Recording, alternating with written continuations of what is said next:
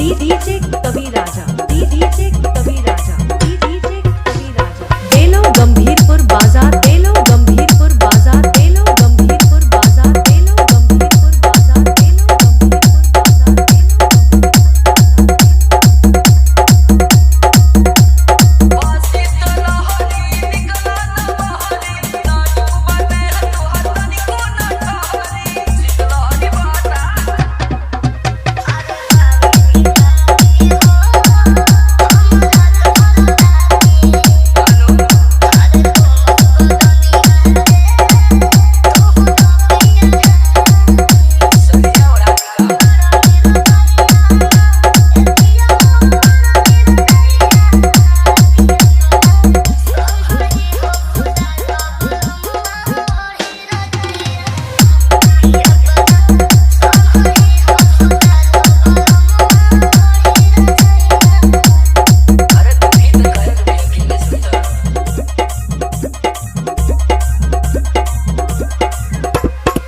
DJ कवि राजा, DJ कवि राजा, DJ कवि राजा, डीजे कवि राजा।